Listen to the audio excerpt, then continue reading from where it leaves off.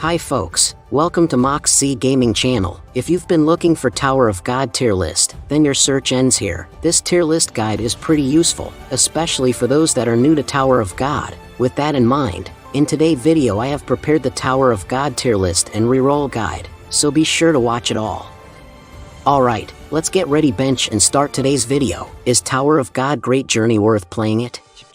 To be honest, I have played the game in Korean for more than a month, and I want to tell you guys how is my impression. It's not that much time consuming because arriving at a certain level you will have to wait the daily dose of farming, idle, to gain EXP, and you will also get stuck because it will become too hard for you as a free-to-play. The game is very basic, no real strategy in battle, most of the time you let auto battle. Very few skills and repetitive levels. There are probably some things that I have missed obviously since I can't read Korean. What a pain it was. So I would say it's a good game if you don't care that much about playing and if you don't have a lot of time, or if you just enjoy watching your characters with cool artworks fight alone, and of course if you are a Tower of God fan. To be honest, even if I will play it when global release, it's a pretty boring game. Even so, I'd like to continue tier list and reroll guides theme for today. So in particular, the tier list doesn't include all the characters.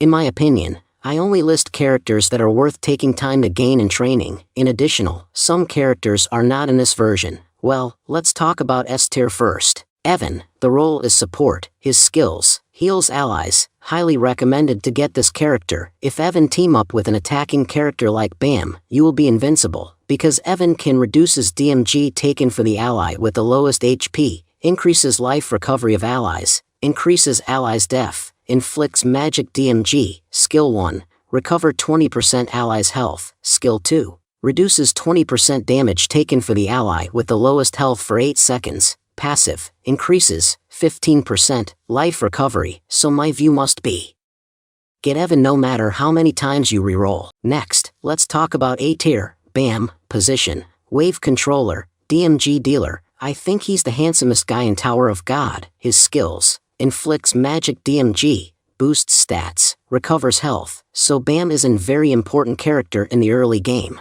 Han Sung-yu, the role is magic. Her skills, magic DMG to enemies in front, knockback.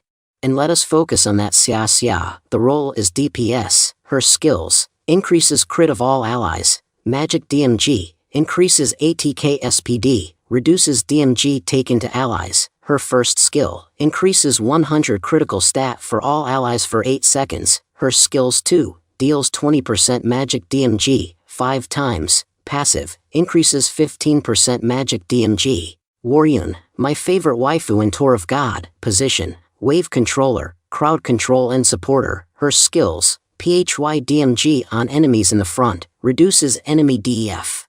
And then, B tier. Green April Anak, position, fisherman. Anak can fight in close and mid-range combat effectively with her weapon Green April. Her skills, PHY DMG, increases crit. If Anak team up with an attacking character like Bam, Anak's feature is more obvious. Yuri Ha, position, fisherman, melee fighter. His skills, bleed effect, stun effect, PHY DMG. If Yuri Ha's stun effect and PvP gameplay, it will be a nuclear weapon. Reflejo, his skills, PHY DMG on enemies, reduces enemies' def. Reflejo is a natural tank killer. You can use him as a ranger, deploy in front of team.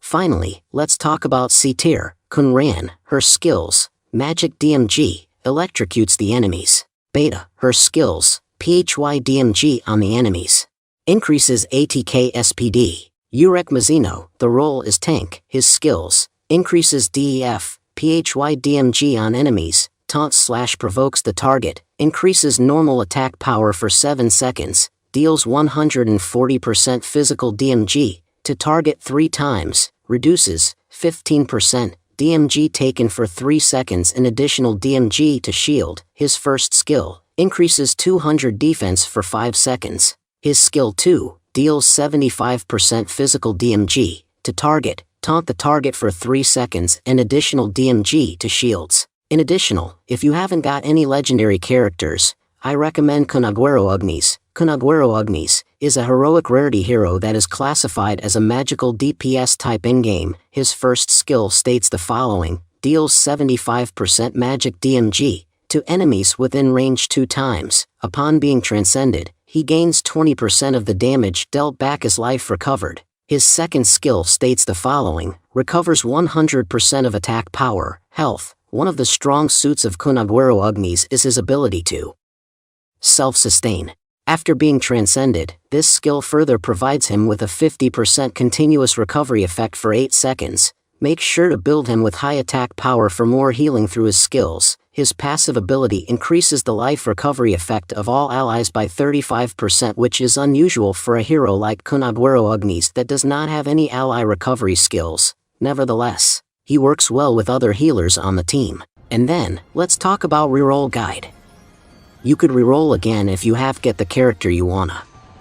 Follow my perform, launch Tower of God on your device and log in as a guest. After that, complete the tutorial part and you'll be taken to the page where you can roll and summon 3 free characters. For gacha part, you cannot reroll as many times as you want, so you only have one time chance. If you manage to get the character you want, you can bind an account. If you are unsatisfied with the pull, simply go to menu button, find the account setting and delete all your account data, taking you back to the loading screen. In particular, reroll time. First time is only 6 minutes. From the main menu screen, click on the mail button and collected rewards, which include 10 towers summon tickets, 10 weapon upgrade stone and 15 flower of Zegina, etc. You can get 15 consecutive. In additional, official Twitter prepared 5 special summon ticket redeem codes to celebrate global launch. So you want to aim for 1 legendary characters. For regular banner, the character probability, legendary, 1.6%,